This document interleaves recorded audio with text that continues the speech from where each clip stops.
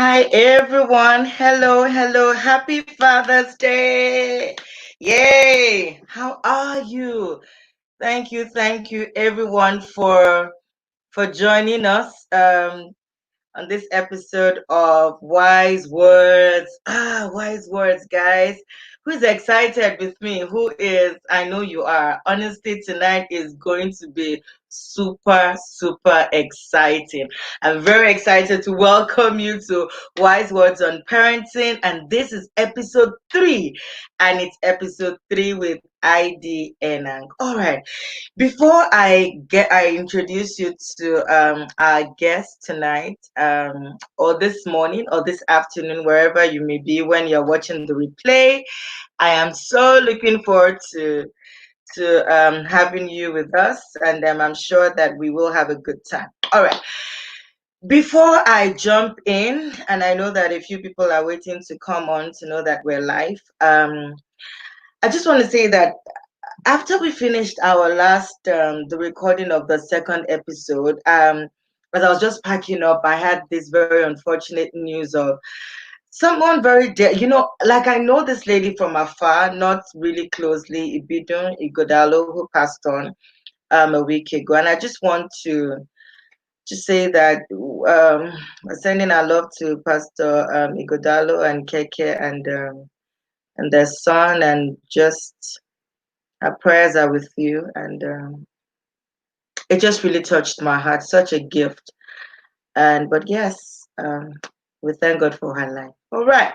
So I said I was going to do that at the opening of the third episode. Okay, so that's done. If you do, rest in peace, and may your family be blessed. Okay, so I've given a few seconds, a few minutes for people to join us, and I'm sure that you will. It is my greatest honor and privilege and excitement and joy, and whenever you watch this, to welcome this super excellent technocrat father. I've known him, I think, almost half of my life now, and you will know why. Yes, we do share the same surname. You'll know why in a bit. But please welcome with me the ever fantastic, super awesome Mr. ID Enang. He's popularly just called ID Enang. We call him Big Bros. If you know, you know. You know what I'm saying? If you know, you know. But yes, this is ID Enang, the famous one. Big Bros. That's what I call him. Welcome! Yay! Thank you, Bolanle. Thank you for having me. How are you? Bolanle. Well, with folks like you, there's no dull moment. So how else could I be but excited? And I'm feeling great. I'm grateful to God for life and the opportunity to be able to share and also to lean. And well done on the great work you're doing. We're very proud of you. I'm excellently proud of you, and I know we all are. Thank you, my Boli. Hey, thanks, Big Bros. You see, he calls me my bully. I call him Big Bros because we're family. If you look at our names, yes, let me do that. You will see that we both have the same surnames. Okay, and there's a reason for that. There's a big reason for that. But I'm very excited because I'm so excited to have you on this episode. Okay, so I think the first question I'd like to ask you is, how are you feeling? How what? How are you feeling today? I'm feeling very great. Feeling great. I mean, it's Father's Day. What a great coincidence. A big shout out to all the fathers all around the world. I mean, I talk about fathers, the ones that are responsible, that are able to act out the script as expected of true fathers, fathers who are masters of their household, fathers who are responsible, and who, at the end of the day, do only one thing: to build and to ensure that the kingdom and the generations after them are truly prosperous. Fathers who are trustees of posterity. So shout out to all of them. I feel excited. I feel great. I mean, it's a rare coincidence and a bit of mixed emotions. I've been going through loads of messages on Twitter, on Instagram, and most of the personal messages sent to me kind of a bit of that broke me down a bit. But otherwise, great. I feel excellent and I feel great.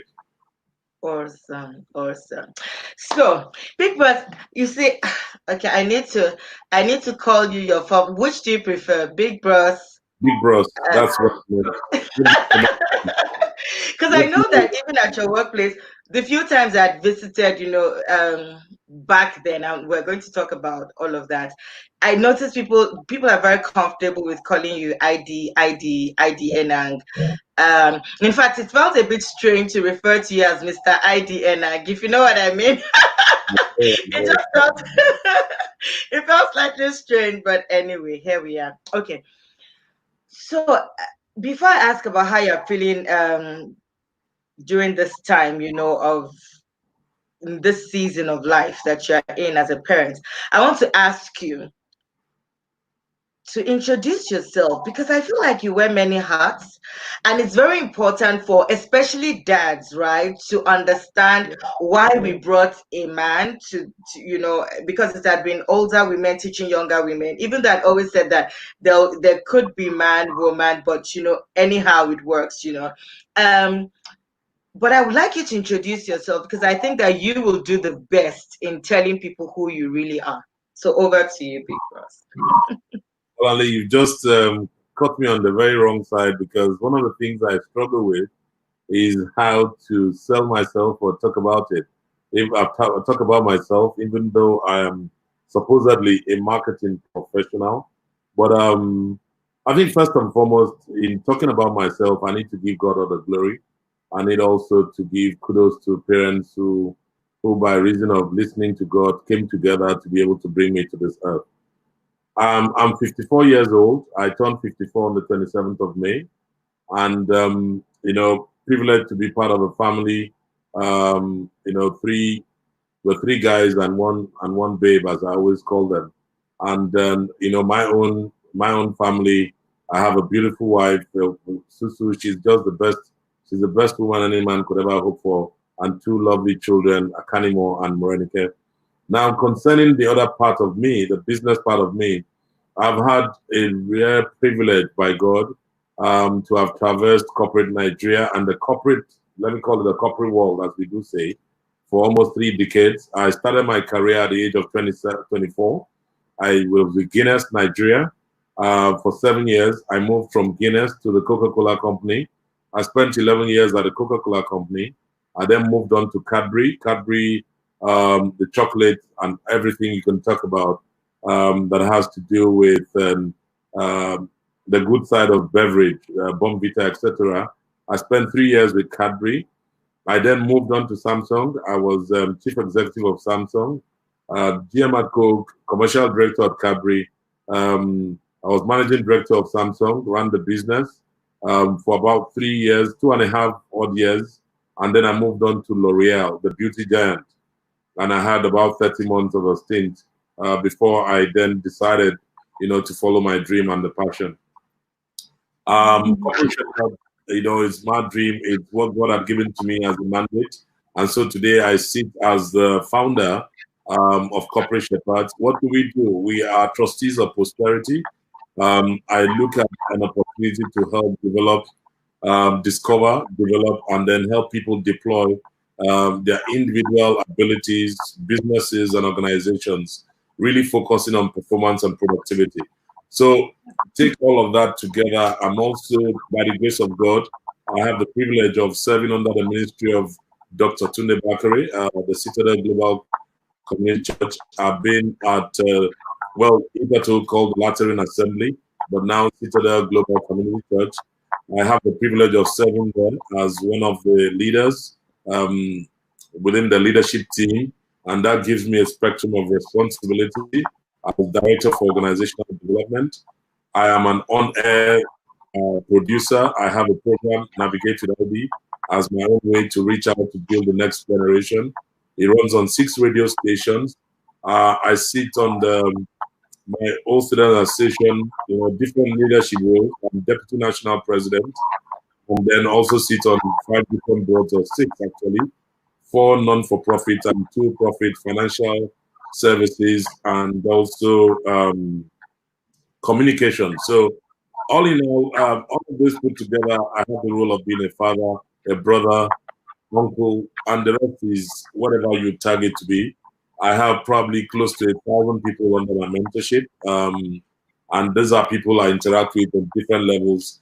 And I also set up, Navigated ID under corporate shepherd to help me as a small lifeboat to be able to help people, go through the journey of life and be able to share the experiences that they want. So I think I'm just all over the place a bit. But I resigned from corporate work in 2015 from L'Oreal. It's been almost 5 years. And for 5 years now, yes, I'm not even, in terms of fulfillment, I have it 110%. Don't ask me about my bank balance because my entire savings have gone into all of this.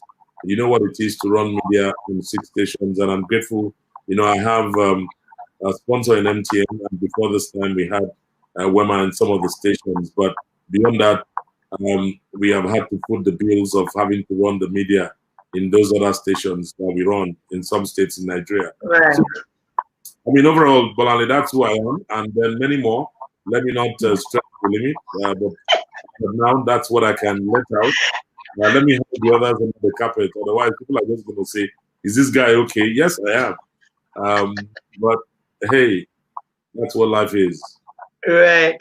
So, Big Boss, you see, that's why I wanted you to be the one. That's like a whole mouthful, like of introduction of who you are, and and the reason why I actually wanted that was to let almost because this is a very special edition, especially targeted towards the dads because it's Father's Day.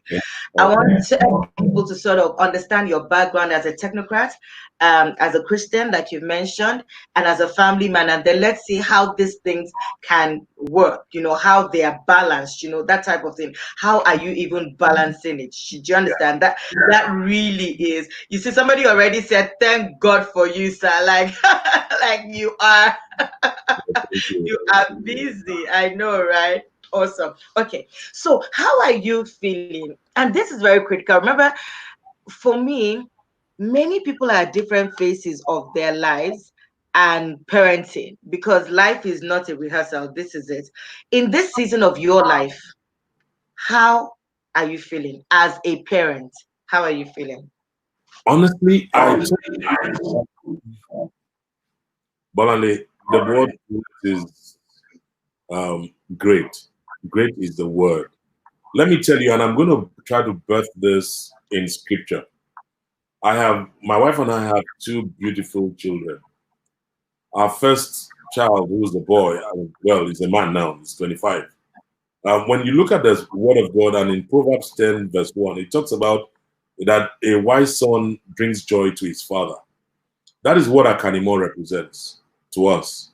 We're grateful to God for such a lovely gift. Akanimo is is the best, is the son that makes the father's heart glad. And by the way, I never knew that was scriptural. My father used to address me in that way growing up. It was until God. When I got into my walk with God deeply that I found it in the scripture. And then I realized that I now have a son in whom the same spirit my father must have felt about me, and he kept addressing me such. You can ask Baba anytime you see him, ask him. He will tell you, and he always called me the son that makes the father's heart glad. That's where I am with my son. Now, then my beautiful angel, or our beautiful angel, Morenike Udarabasi, she's 7. Don't be surprised if she comes in here any moment from now, and then just trying to catch daddy. Now, you look at Psalm 144, where it talks about the daughter that is sculptured in the palace style.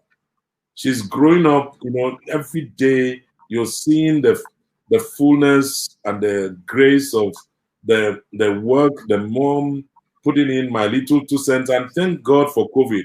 I mean, outside of the death, for me, COVID has been a fantastic ally. If take away all the deaths that people dying, if that didn't happen, COVID would have been the best form of resetting everything and priorities. I've had an excellent time sitting with her, studying with her, which I never used to do in full. Now I can say so much. We bonded so well that that's why I said she's a daughter that is being sculptured in the palace style. And what if you're in my shoes, how would you feel? You'll feel great. You'll feel ecstatic. I mean, and that's really honestly that's how I feel. Wow. Did you guys hear that though? Like he's got a 25-year-old and a 7-year-old. I almost feel like whatever we will go further into things you wish you did well or you could have done better, that kind of thing. I feel Yeah. like God gave you and your wife, Auntie Susu, um, another chance, almost like you're parenting in two generations, and that's actually very exciting, isn't it? Yeah, it's very exciting. But let me tell you, when we take Monica to school, or maybe we go for PTA, sometimes they will look at you and say, "Oh, is that your grandchild?" And I'm like, "Oh, my daughter." So because you'll be finding that they just wonder how would a man like that, and then even she has the same challenge in school. They say, "Your dad is old." She says, "Really?" Then she had always said when she was growing up, she asked, "How old are you?" And then we'll say 101 years. So she will now say, "My daddy is 101." She was about two then. She'll keep telling you, "How old are you?" I said, "Okay, I'm 100." And then she took it hook, line, and sinker, but now that can't work now and again. So, those things that your mom and dad used to tell you. And so you tell her 100. So if you get to school and say, "My dad is 100 years old." And then when they now see the dad, they'll say, "Your dad is old." I mean, just the mix of all of that. And we didn't have that in the early years when we were younger, when we had a Kanimo. So it's been amazing, Bolanle, to be honest. It's a retirement package for me that is, and by the way, don't tell people I said this. I'd always wanted a girl. She knows, by the way. I was praying that our first child would be a girl. I really wanted a girl. But when the Lord showed us that our child, we never did anything like trying to find out the gender. We didn't. We never did at all. But it was just divine that God revealed the sex of our child to my wife. And the minute she said to me, and I received the same, that was it. In fact, he had his name before he was still in the womb when his name got to me. So Akanimo, which means a child is greater than wealth or riches, Akanimo. I received it even before he was born. So, but that didn't in any way, spoil anything. I mean, it didn't change anything. But you then imagine now that I now know what it takes to, father a girl, and then she's all over. She wakes up in the morning. She just comes into the room, comes to my side of the bed and wraps her hand around my head and said, "Daddy, are you asleep?" I said, and then, "I love you." And then, you know, pure undiluted love. I mean, if she was older, would I get that? Maybe I'm still waiting because we are coming up the ladder. But I tell you, that's the kind of experience, and it's I'm blessed of God to have put them apart. If they had followed each other, maybe you'd have been running around with school fees, and you want to know, she wouldn't even remember that there's a dad. But really, oh, by the way, I need to then explain to people, maybe not that I need to, but I'd love to let everybody know why we both have the same surnames. Can you say I look like him, right? Don't I? Okay, let me give you up close. Because I look like you. I have to look like you. Okay, I don't. Well, But he is so Big Brother. Well, ID Enang is my oldest, is the head of the family. That's what I call him. He's my husband Daniel's eldest brother, and he is such a darling. I think we should just quickly throw in this. I remember when I first met you, when Daniel and I started dating. I think you were living in Kenya then, when Daniel and I started dating in 2000. And then when you moved back to Nigeria, then I met you and Auntie Susu. And you and I just became pals. I remember one day you said to me, even if you don't marry Daniel, I will beat the boy that took you away from him, and then I'll come for your wedding. I laughed and laughed. I'm like, what?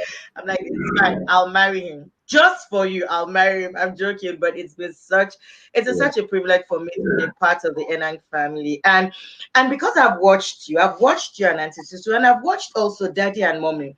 And I felt that you are a good interface between those generations. So then talk about how daddy parented you. Because I mean, my father-in-law is just amazing. We've called him today to say Happy Father's Day. He's just, and my mommy-in-law, my mom, don't get me started on mommy. You know, mommy and I gist. So I just thought that I think not because I'm married to the Enang family, but because truly I have seen things that I believe the world can learn a lot from, both from elder, daddy, grandpa, Asuko, John Enang, and you. I feel like, and my husband, I mean, Daniel is such a sweetheart. I feel like there's a lot that we can learn. So, um, I'm going to dive into. So, for those who are wondering, why do they have the same surname? That is why we have the same surname. We're from the same family. Okay, Mm. Big Boss. Okay, so, okay, now let's jump. Big Boss, what informed? I feel like going straight into my questions. Feel free. But you followed it though. I was going to ask how you felt as a first time dad. How did you feel when you first had a Kanimo? How Oh was my. that for you? Akanimo came on the 1st of January 1995. And December 31st, the New Year's Eve, I remember my wife, she was then at Ethiopia Hospital Clinic. You know, she's a doctor, an optometrist. And we went to say, visit some of our friends, Dr. Ogbo, those of them that were in the doctor's quarters. And I remember vividly, we sat there, this was about 4 5 in the evening. And the next thing, I'd read all kinds of books. I'd read everything that had to do with pregnancy, delivery, blah, blah, blah. First dad experience. And then she started feeling funny and said, "Oh, I have a pain on this side." And it was clear that, he had kicked it. And at that point, Dr. Bo turned to her and said, "Tutu, now that the guy is getting ready to come out." And we said, no, no, no, you should just chill, kind of. And so we had to go back home. But all through the night, it was a bit uncomfortable. And so very early in the morning, I had to drive her to the hospital. That was the 1st of January. And then she went through the process, but it took about 12 hours. Akanimo came at 7:35. I remember very vividly, 7:35 p.m. But we were there and then she had to go through all kinds. Not anything out of the ordinary, but it was just a big baby. And the men thought of it because at some point it was in between. Was she going to have a cesarean section or they had to come naturally? Because I was in there with her, and when they would ask her to push, she would go all the way. And that was the day in that labor room. I can picture it almost. I saw the baby move, come to a point, and then go back. The movement and everything. And I was sitting there, and I was like, man, any man that does not respect a woman is a fool. Those were the thoughts going through my mind. Can I? And I sat there, and it wasn't so. It was at a stage where they were going to have to call in the anesthetist, get the surgeon on standby, blah blah, and they were going to, because she had gone through some whatever. She was a bit dilated, blah blah blah. You know the language. And we raced out, my best man and I, to try go get the anesthetist. And they got into my car, drove there, and they said the person had left. We came back. It was almost like commotion. I was almost running cuckoo because for me, nothing had to happen to her. But thank God and thank God for everything. By the time we got back and I raced in, that was the child coming through. So I was there, and then I saw Akanimo come through. I saw the baby come through, and it was big. And at that moment, I just looked at my wife and I looked at God, and I said, God is awesome. So that was the moment, that was the dad moment for me. The dad moment was actually witnessing the delivery of my first child. And and then they had to clean and all of that. I still have the image vividly represented here. One of the things I told myself, never would I in every way, anyway, you know, I've never had to hit my wife. It's not, I've never done it, and I trust God by His grace. Till I go down, I would never hit my wife, and I promised to keep her and to be the best I can be. And then in our 27 years, almost 27 years, God has been faithful. So, that moment, it became a big aha moment for me, and I then said to myself, I need a very serious corner code to love and to cherish and to keep those people, as many of them as they come, as my family. They'll be my first institution, which I would never tamper out with. That's Wow. just it. That's the truth. That's interesting. Thank you. Thank you so much for sharing. And it's amazing that you remember the date, the time, the episode, how things went. That's I will powerful. tell you the doctors that were there, their names and all that. And I remember Wow. everything. I just want to save you the time. Thank you. Okay. So, guys, please send in your questions. There's already a question here that I'm going to take now. I wonder how you're going to answer this one. But so that's the question. But please, everyone, if you can share, put it on your watch parties, so share around with people, let them know we're here. It will be lovely. There's so much to learn. We're going to be very tight with time, but there's so much to learn. Big bro. So somebody's asking. Interesting. Can he share if there was a deliberate, I think the underlying word is deliberate reason to have the children wide apart? There was no reason under the sun. And, there's a common group for us, between my wife and I. We had this debate. I said, I just want to settle on two. My wife said, well, we'll look at three, and all of that. So we were in the mood. Akanimo came 95, and then we're in the groove. We kicked off, and then, the usual first year, second year, nothing. Fourth year, and we say, hey, wait a minute, what's going on here? Nothing, things were not working the way they should. And then we started checking and having to go through a series of tests and all of that. But each test we went, they always tell us, you guys go, there's nothing wrong. And then it was at that point, my wife had to take on some medication that actually made her add some weight and all of that. And the more they pumped her with this thing, the more I was very uncomfortable, because hey, we didn't need anything to have the first pack. But known unto God that is worked from eternity. I can tell you that we had two failed IVFs. We had one in Nigeria, and the second was in Italy. But they failed. It was after the second one, before the second one failed, before it failed, I just had this strong urge, and then had it deep in my spirit that it came like a small note on the tablet of my heart. Do you know? And it was more or less a message saying, do you know what I'm doing to delay your children? And I said, no. He said, what if the child you desire so badly becomes one that will cause you a lot more pain, like being an invalid? Would you still love to have the child? And I said, no. This was a conversation I was having in the night season. And when I woke up, I said to my wife, you know what, my dear? Don't worry. We already have a bundle of joy. I'm okay. Let's go home. Let's seal that. So that was it. Well, the rest is history, as they always say. And then now we have a queen in the house who's Yes, you do. the second in Yes. command when it comes to the feminine side. I'm the only man in the house in the midst of women. So I'm blessed amongst women. Right now, everyone in the house, I'm the only man. The rest of the people are all women. So you are spoiled. So, well, I wish I was, but I'm pampered, kind of pampered. That's So nice. I hope I answered the question. No, there was no plan. It was I just think you did a great job. You did a yeah. great job there. Thank you. Thank you for answering that. Okay. So as a parent, as a dad, because I'm going to really race through questions with you now. Okay. Yes. There's another question, and we'll float that question, but I want to quickly ask you something, and it's very similar to this. What informed your parenting principles as a person? What informed you? Okay, for me,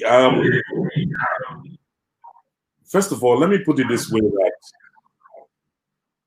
my principles were better on how I was groomed by my own parents on one side, but it was kind of, um, I'd say, mind blowing because on my wife's side too, they had very solid principles that enabled how she was also groomed. And one of the things that we did well, I mean, I call my wife, oh baby, you know that, and she calls me, oh boy. So when I say, oh baby, we sat down and we said, what type of home do we really want? And you could see a blend, a fusion of the principles were aligned, and there wasn't any, the room for air or a disconnect was little or didn't exist. I mean, it can't be all 100% put in, but I'd say that alignment was so glued. But I must tell you that the biggest and the greatest principle from my end now, since we're talking father, so that I can focus on my male counterparts, was really driven around how my father raised me. My father always said that we must read. Yeah, he started with me, and I know he passed me down too. And ask your husband, read the book of Proverbs. Proverbs, one chapter a day. And the principles that I took out of my father, number one, was personified around wisdom. Wisdom. My father would say, what makes a man is his word. I still said that to him today. He drummed that into me early enough around respect and accountability. If you say, I will, trust God, except God does not want it, and a force majeure, an act of God that you can. But make sure your word is your bond, is your honor. I lived and I have lived with that all the days of my life, and I trust God I will till I see the Lord. And this was, if we take it all around that, it's encircled in the book of Proverbs. Words shape who we are. Our world is framed by our words. And so, with necessity, I remember very vividly. I said that to my dad today when I took him through a journey of how he dealt with me growing up. That man, your husband had a good time. He's the baby. He had a good time. My father cracked me in different dimensions. I was telling him today, the man was cracked over. I said, you just punished me for nothing. You know, and I told him instances, he said, you still remember everything. I said, yes. And the one you may not even remember, let me tell you about this. But one that I can never forget, Bolanle, Proverbs chapter 1 and verse 8. I'll read that part, then you can see where the principles were framed. In fact, it was from verse 8 then till about verse 16 or thereabout, my dad. My child, he will tell you, an NLT says, my child, listen when your father corrects you, and don't neglect your mother's instruction. What you learn from them will crown you with grace and be a chain of honor around your neck. My father said this to me all the time. And you know what? At that time, it was really the KJV we used. He would tell you, my father, hear the instruction of my son, sorry, hear the instruction of your father, and forsake not the law of your mother, for they shall be ornaments of grace upon your head and chains around your neck. If you want a scripture, that it was in Proverbs 1 from verse 8. And then my father would turn around and look at me there and say, if sinners entice you, don't consent to, he will tell you, go to Proverbs. So every time you would do anything, my father will tell you, have you been reading? If you read chapters 1 to 31, he said you will never lack wisdom. And that's the only place I can tell you. And that is silly. Then having a wife like Susu, who has come from a totally different background, but the principles were aligned.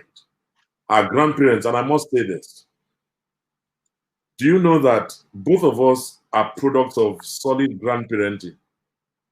My maternal grandfather was I mean, if only God had kept him alive till today, he would probably be a man that I would celebrate even much more than my own parents. Same with my maternal grandmother. That was exactly what happened with my wife. Our maternal grandparents shaped her. My maternal grandparents shaped me. So we were shaped by our grandparents, even though we had parents. My grandfather was wait till my book. My book is about to be out in another couple of months. You know, Wow. I don't need the title, but it's going to be out. You'll see the vivid account of how my grandfather and grandmother did everything. Mm. So Because that's really the truth. That's how it happened. So I can relate to when you talked about Lois coming from your grandmother and then to you. And that same grace Paul was telling Timothy has been extended to you. So the grace that you see started from my grandparents to my parents and then to me. And the same is being transmitted into our children because we're all, the same pivot. It's God's grace. because this is powerful. I know Daniel talks a lot about yeah, it's mommy's mommy, and Yeah, how she used to try and read books with her, and she was trying to learn English language with him. yeah. So he talked a lot. In fact, there's a story Daniel told me about the fact that this is powerful. I must share it. I actually must. We've got a lot of comments here. I'm coming, guys.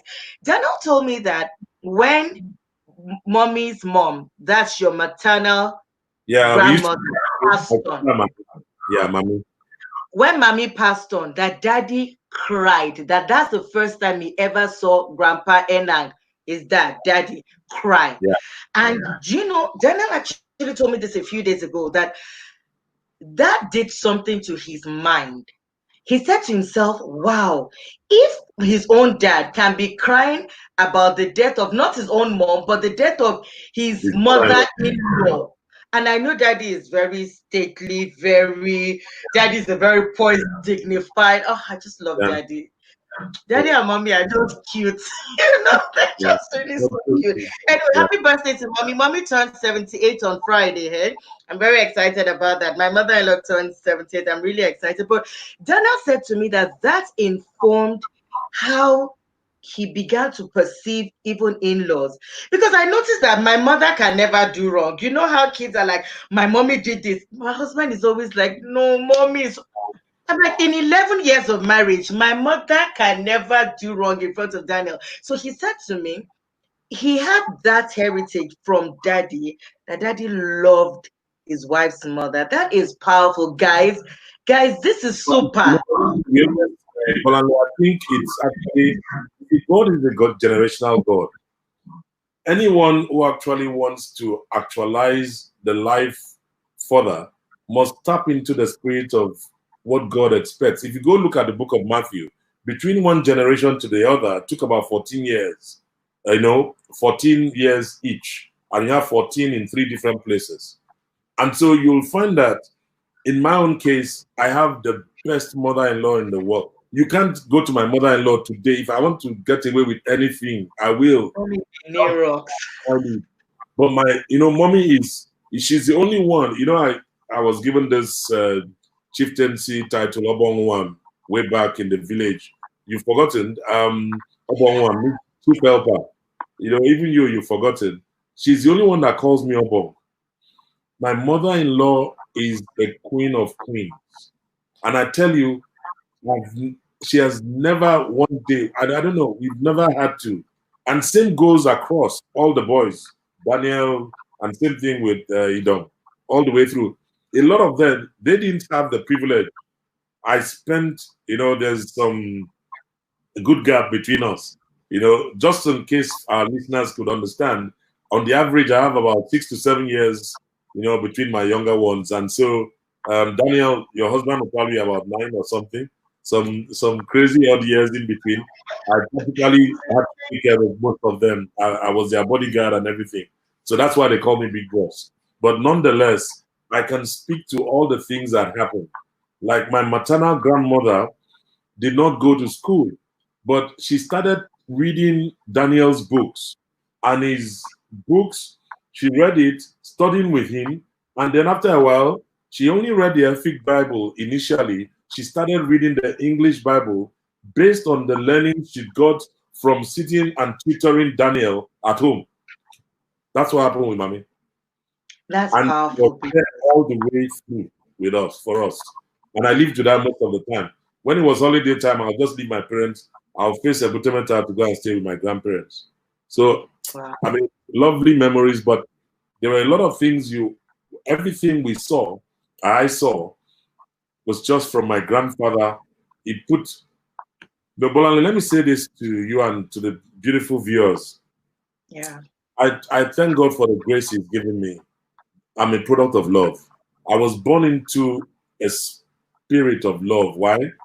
Most of the women around me, when I came out, my dad had all his sisters, his stepsisters, my aunties, then my mom, my grandmom, and all of that all around me. And so with all those women, and I was the first child, and being a boy, I was so doted, pampered, and so love was just exuding from every part. So right now, I do not know what it takes to hate. It is not in my capacity to hate because I'm a product of love. My aunties till this day, Auntie Grace, all of them, you dare not tell any one of them that Idorenyen is sick. Everybody will come over to Lagos.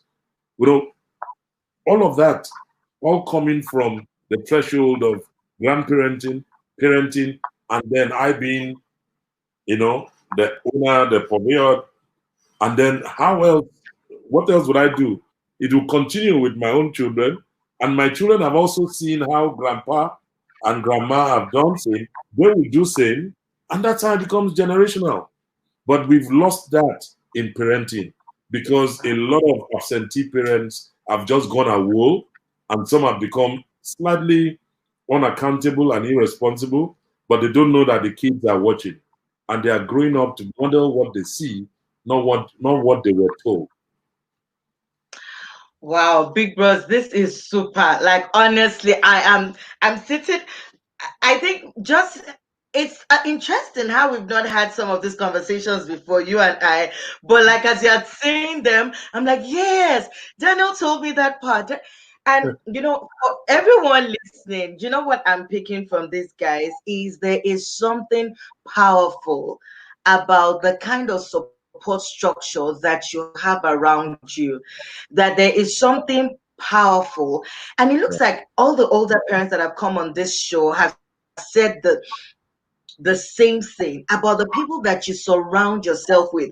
And you specifically, Uncle Heidi, you are really zoning into the greatness of like Oh wow. What's going on? yeah, no, it's sorry about that, everyone. I was saying quickly that my mother-in-law calls me every month, and she doesn't say, "Oh, Bolanle, you haven't called." At first, I thought that was a little bit strange. Wouldn't she be upset that I'm not calling? But after 11 years, I realized that they just love me the way they love their son. Simple. And Yeah. sometimes mommy will call me when she knows I'm not at home because she just wants to talk to me and not her baby. I'm like, mommy, wait. She's like, no, no, no. You're the one I want to talk to. Don't worry about Dupong. And to be honest, and I think this goes for everyone who is a mother-in-law, a father-in-law, an uncle, a brother-in-law, a sister-in-law. I also think that these things are very important, even in the way the children see how we relate. Because sometimes the kids are asking me, who's the exact parent? Is that your, because they're not sure. Is it mommy's mommy or daddy. So like, yeah, my mommy, but on daddy's side, I don't know how to explain it to them yet. But I just think it's powerful that we have fantastic relationships with our in-laws. And I know it's not everybody that is blessed that way, but as much as you can do, please push it. Okay, Big Boss, I want to quickly put up some of them. So this interesting, my older sister, and she's asking what advice she will give on raising a son in this generation. But see what people have said about you, Big Boss, that you are very pampered, and and people are excited to see you, And Damala is saying he's got a lot of respect for you, follows you Oh, on. thank you, Okay, Dama. Thank you. connected. And another person is say Big Bros, Uncle ID, and I just Thank think lots of comments. Thank you very much for that. Thank you, everybody. Thank you. And you see what Ronke is saying? You're a product of love. You don't know what it means to hate, and that is so powerful. So, Big Bros, let's go back to that question. What advice would you give on raising a son in this generation? I know we're running out of time, but we will do this. Let's go.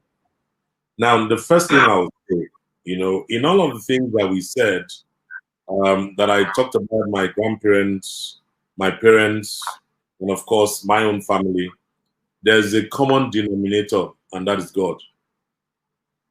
Knowing God makes all the difference. My grandparents they were not religious. They knew God for themselves. My parents know God for themselves. We know God for ourselves. And so in that lies a common denominator because God is love. And everything that comes around him is about light because whatever light touches leaves. Now, what advice would I give you in raising a son in this generation? Because I have a son that is in this generation. The first advice I will give you is that your answers are between your knees and the ground. Like David did, you must pray. Solomon did not jump on the wealth he got, but someone had to stand in the gap to pre-pray. Many parents now do not, they want it sharp, sharp, sharp. Your child cannot be fashioned according to the similitude of the palace if you don't pray through. You must pray and trust God to be, first of all, tell you what type of child is coming. And even if you don't know, but if your spirit is so open to understand the architecture of the child that is coming, the Lord will grant you wisdom to be able to know how to deal with that child. So there's a spiritual dimension to it that every parent must not joke with. I tell you, because it is what you are when you are nobody, when you know no one. When you grab it, that's what will take you to the up. I always tell people that I mentor, I said, there's a Yoruba, I'll say it in Yoruba, I try to interpret it in English. He says, there's an adage that says, Gote yeba jeloman befo. It is what the bird eats that the bird flies with. It is what takes you to the top that will keep you there. If you are a praying parent, your child will be all the way taken to the top with prayer. I don't know if I've lost you, Bolanle. Are you there? Okay. I am. I just wanted to zone in on you so Okay. that everybody could, yeah. So you're saying praying. Prayer. So the first responsibility for you as a parent is to pray and seed your child in that context so that you also have to build a memorial. I tell you, when we had a baby, before he was born, and when we had his naming, yes, I had his name. God had given me an implant of his name. Like I said to you, Akanimo did not just drop from the skies. By the way, my name is Idorenyen. Every single one of us, I can say that to you authoritatively, all our names were given to my dad before we came in. My dad called me Idorenyen. And in his head and in his mind and in his spirit, he had seen me in a vision and he said, that is my hope. That is my hope in the Lord. Idorenyen means hope. This one will go to places where I never stepped into. Today, I've been to far more countries and I've exceeded beyond whatever my father ever imagined, because it started from the point of communion with God. Don't dismiss those things because they are key. See what you'll do thereafter. It is the spirit, the things you see in the spiritual that will drive the physical. The manifestation of the sons of God will not come in physicality, it will come in the spirit. And if you don't take it from there and bring it down and download in today's app, there's no way you can play with the device. The device will be subject to the whims and caprices of the world. And if you go to Proverbs, it will show you in Proverbs where it says, my son, if sinners entice thee, consent ye not. How?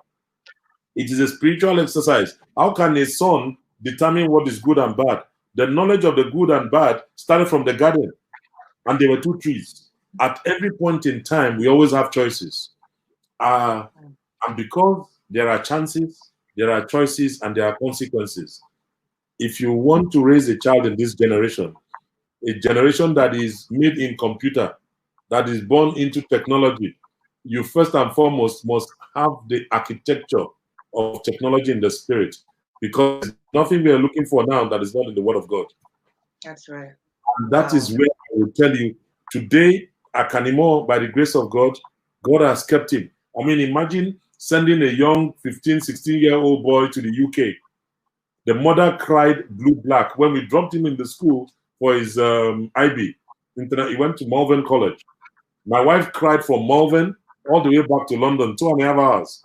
She had never been away from this boy for 16 years. But 16 years that he had been with us was a solid time to be able to build and mold him such that he got in there. And despite all that would happen, a year after during the PTA, they asked us, your son is so amazing that there are strong values that are showing, because even some of the subjects they were teaching them had stuff that had to do with Gnostics. And he would always have a point of view that was direct. If you don't Wow. invest, you cannot divest. Many of us as parents don't invest. We do what? We divest, and we outsource the responsibility.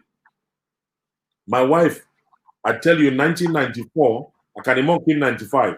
I begged her. I said, resign. Come on, I'll open a clinic for you. I paid rent for 2 years. 1 year ran through. My wife did not resign. By the time she came over to start that, because I knew it was important for her to run her clinic and be close to the home. But she did it after 1 year. From that day, we had to put the blend. That story for another day. While I was flying and going everywhere, she was there. And we always create the balance. We played a good cop, bad cop. Akanimo is probably watching this now. So you say, so what? This is what these people always, because I sent the link to him. But I'm going to say to you, ma'am, the other thing that you also need to do, look around. Who is surrounding? You see, flies do not come if there's nothing, they don't smell something. Who are the kind of people around your children? Many of us get carried away by the children's parents, how they'll be offended. So you can't come to my house. Tell you, me, I'm very blunt though. Where did you, Oga? Sorry, bros, this guy should not come here again. If he's going to come here, I want to see the father and the mother. I don't entertain any sleepover unless I know you. Tile, I know you from the home. Many of us accommodate sleepovers. You don't have a clue what spirit is running their homes. And you attract foreign, just like First Act 77 came into Nigeria. From that day, we lost every sense of duty as a nation. And we are wondering, why are there foreign spirits in our land? When we invited them, Festival of Arts and Culture, you invite spirits into your home. You are saying you are doing sleepover. A child will bring a wrong spirit into your home after that and consistently speaks in it. Your children begin to change right before your eyes, but you don't spot the gorilla because you're not sensitive in the spirit. Your spirit man must be awake and alive. That's it. Don't be like the Wow. spirit of Samson. Wow. But that's powerful. Like, I didn't even think that you'll answer that question that way. And it's making me really, really think very deeply. Like, the spiritual is very important as we're raising children, no matter, irrespective of the generations, right? it's very important. Thank you so much for touching on that. I'm going to ask you about two more questions, please, guys. If you have questions, I'm here. I'm watching. I'm waiting. Yes, Brunke was highlighting what you said, that knowing God makes all the difference. So you traveled a lot when your child was, especially your first child, your first son was being raised. What do you think you could have done better? That's one. And then two, what would you tell your 25, 35, 45-year-old self? So I'm combining two questions in one. One of the times, when I tell you that Akanimo is the son that makes the father's heart glad, I say that with every duty, sense of duty and glory to God in the highest. Akanimo growing up, I would say that, even at the point of expatriation that we lived in Kenya, I was always, let me tell you, just as a way, just as an analogy to describe it, when I when I was with Coca-Cola, I traveled a lot. Right? I traveled, forget it. And I used to buy my son those video games.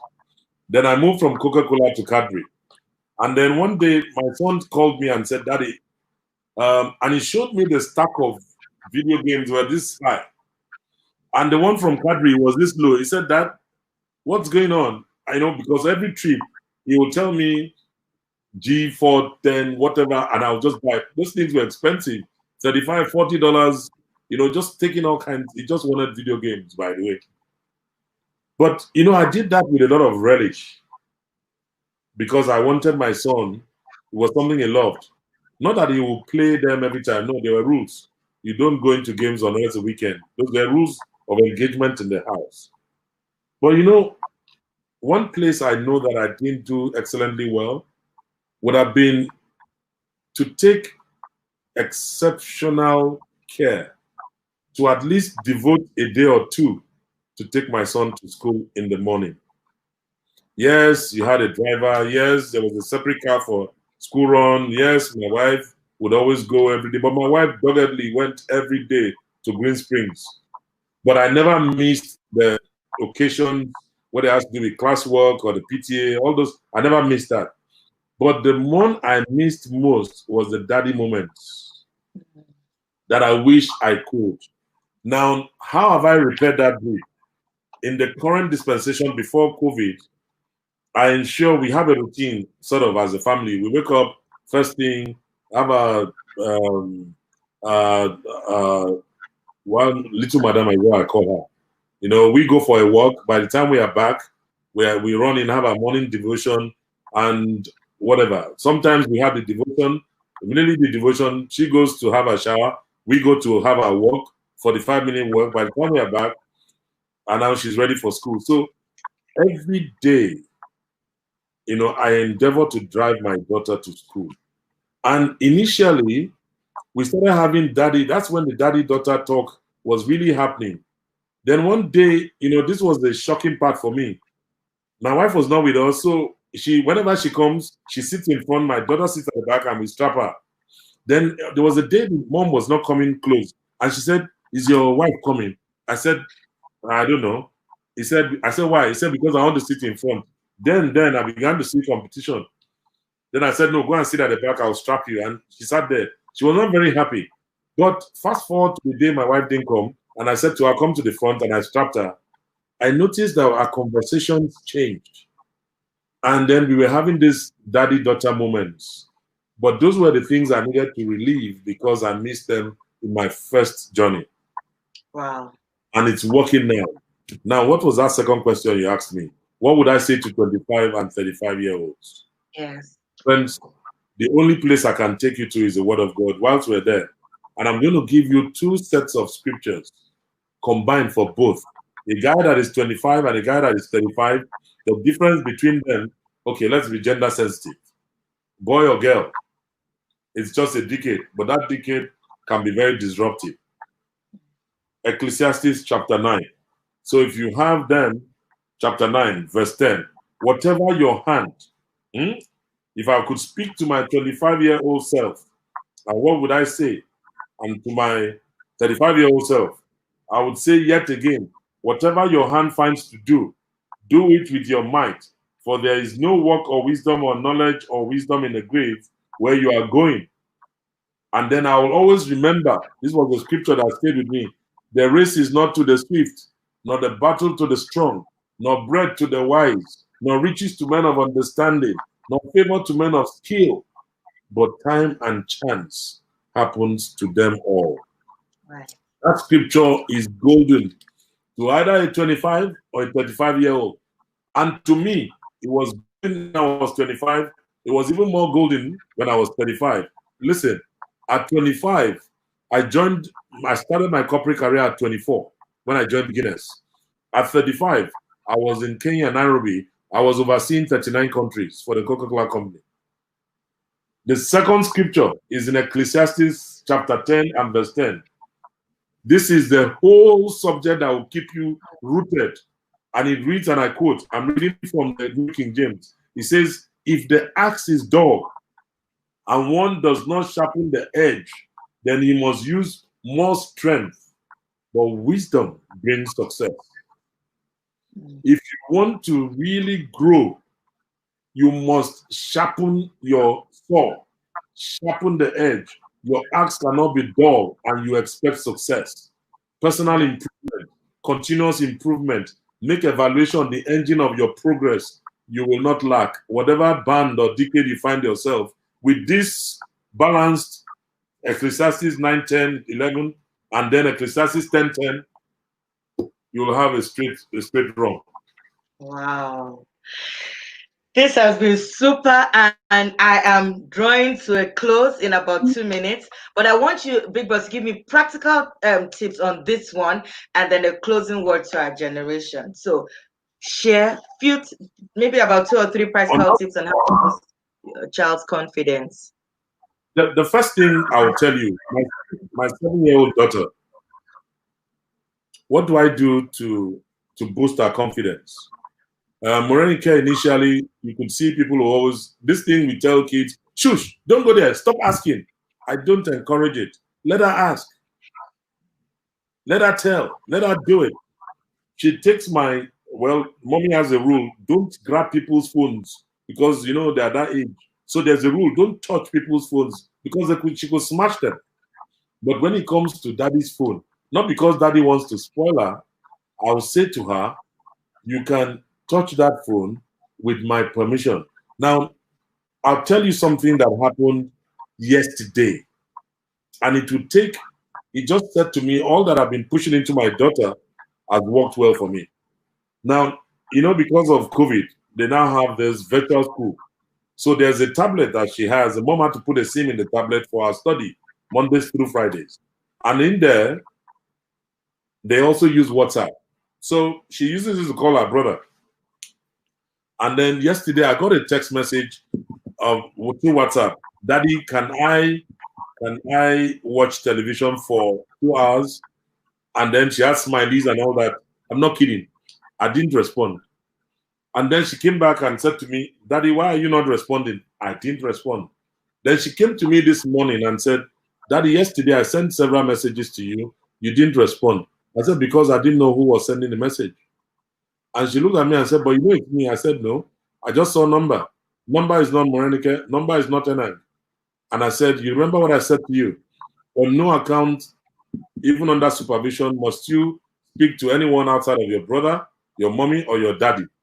So if any number comes to you and wants to chat with you, you can see why you must not respond. That was a message I was sending to her, and she was confident enough to come back and say, yeah, Dad, down, I get you. She understood and got the message of what I've been telling her. But if I had responded, I won't be able to tell her the import of don't answer anyone because they are now free to air. Any can just, creep in without your knowledge. So what am I doing? I'm securing my space. In securing that space, I've allowed my child be open. I'll tell you another example. We create the open channel because there's something we call in our family, we all come together, and then that was before Morenica came. Whenever we come to open court, and we call it free, everything you feel, just talk about it. Most times I always end up being the one to get the back end of the stick. I get it. Mommy and son are always against, I always feel they're against me. I will never win. But in the process and in the fullness of time, we have built such a tight fortress. This last BLM, our son called us, sent us a message. I say this with every sense of duty and grace. He might be watching me, so he knows. There was nothing as gratifying that our son could write to us and say, I don't want you guys to get, this is not about being religious, churchy, and everything. And I respect you as my parents, but these are questions I have issues with. And because of this, Black Lives Matter, I want to go out for the next whatever. And we had a conversation. How many of you would your children tell you today that they want to go out for BLM, the BLM parade? You know what? The output, which is productivity, is coming from the input, which is discipline. How did you discipline your child? It is discipline that would make the child make prioritized, sensitive choices, which will include you.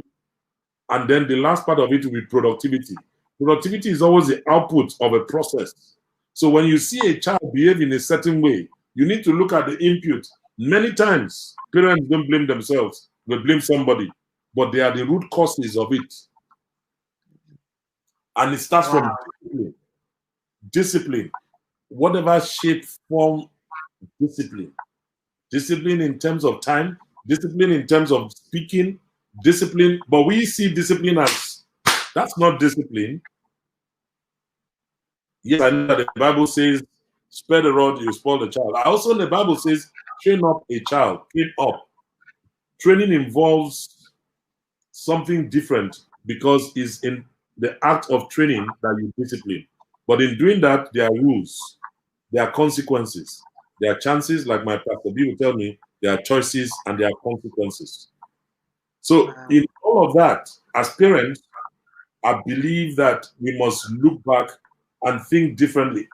You see why, Bolanle, when you opened, I said to you, I'm grateful to God for giving me a wonderful spouse. I mean, I can't say that without, I must acknowledge that after God, the greatest successes I've recorded, to God be the glory, but I thank God for a great wife. And I thank God for a better and the best family I could have. Because the family has been the support structure built around me to give me the impetus to go on, keep going, and then get the laurels, and then we share the booty. That's the way I see it. Wow. Mr. ID, as people will call you, but Uncle ID and my own big bros, Uncle Big Bros, you rock. Even show Ogunjobi says, wow, thank you for that tip, sir. And I am so thankful. Somebody here on YouTube says that yes, we will. Yeah, you can find it straight on YouTube. Yes, you can look at it straight on YouTube, and it will be on my Facebook page, Bolanle Enang on my Facebook page, and then on my YouTube channel, it will be there. It is there. This is the third of this series. That's Bolanle Enang. You will find it, the family enthusiast. Please subscribe. Click on the notification bell so that every time we do videos and upload and things like this, you are able to see. Big Boss, this has been excellent. Wow. Okay. Now I am truly on my way. We're truly on our way out. And I'm going to give you a minute to say a word, a closing word to this generation, to my generation, because this is why we've had you. Guys, hasn't this been amazing? I think this has been super excellent. So Big Boss, closing word on our way out. Thank you very much. Thank you, Bolanle, for this opportunity. And to everyone who's listening in, watching, whatever form or shape, thank you for tuning in. And those that watch hereafter, I want to share a personal experience as a closing item. A few months back, when at the advent of COVID, my institution that I run, that I founded, Corporate Shepherds, we just had, COVID hit everybody everywhere. And to be honest, when I started getting notes from one of our sponsors on the radio program that they were not continuing again. They were off for 3 months. And then a few other training, other things I would do for some clients knocked off. As human as I am, a kind of panic set in. But in the course of going through the rubble of my thoughts and then thinking through my thoughts and then asking God to speak through my vocals, the Lord put a word in my heart and said to me that I should remember one thing, that to secure that is me, to secure myself, I should continue doing what I'm doing. And he gave me the word in Genesis 41:55. And that had to do, I'm going to read that scripture. It says, so when all the land of Egypt was famished, the people cried to Pharaoh for bread. Then Pharaoh said to all the Egyptians, go to Joseph. Whatever he says to you, do. When the Lord said that to me, instantly, the picture that hit me some months back, ID, you must remain a go-to person. So GTP became my sign. And I want to push that back to you. That in the days to come, if you want to be successful, you must not do anything outside of people. You cannot do anything outside of people because it is written. It is wealth. People are wealth. The vessels that you find are vessels unto honor. Invest in people. Invest in whatever you do. Relationships, things that have to do with people must settle around you being a go-to person. So that in farming, you must be a solutions provider. If you want to be successful, my friends, be a GTP. A go-to person is visionary. A go-to person can analyze, and you become like the sons of Issachar who understood the times. A go-to person is a good listener. A go-to person is knowledgeable. And a go-to person is compassionate. When you put all of that together, you cannot miss it. Your journey through life, by the grace of God, will be smooth. Yes, there will be hills and valleys, but at the end of it all, people will always beat a pathway to your doorsteps. Why? Because the glory of the latter house shall be greater than the former. Thank you so much for listening, and I bless God for each of you. Oh, thank you, Big Bros. This has been excellent. Guys, can you just give it up for him wherever you are? Thank you, thank you. Thank you so much.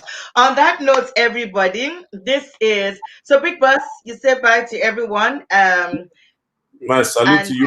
Thank you so much. See you next another time. Thank you, buddy. You rock. Thank you, Big Boss. I'll put you up now in a second. Okay, so for everyone who has listened, don't forget, I've got this book that I wrote 2 years ago, Power of the Table, How to Build Connected Families, how to just create open space for you and your children, your family, to be able to do things together. And I highly recommend this book. If you can see it, it will make a lot of sense for you. It's called Bringing Up Girls by James Dobson, and Bringing Up Boys by James Dobson. Fantastic books. Those are my two recommendations, my three recommendations for this episode. Thank you everyone for joining, and do have a fantastic, spectacular Father's Day celebration. And please watch. When you watch, and just send in your comments, ask more questions. I will float them to Mr. Idorenyen Enang. And remember to subscribe on our YouTube channel. God bless you. Thank you so much. I'll add you again, Big Boss, as we just say goodbye to everybody. And it's bye-bye. Bye, everybody. Thank you, Big Boss. This was fantastic. Oh, somebody's asking me quickly, where do we get the book? On Amazon. You can get Power of the Table on Amazon. It will be such a privilege for me to have you buy on Amazon. All right. Bye, everyone. Have a nice evening, and God bless you. Thank you, Big Boss. Blowing you kisses. Love you lots. God bless you.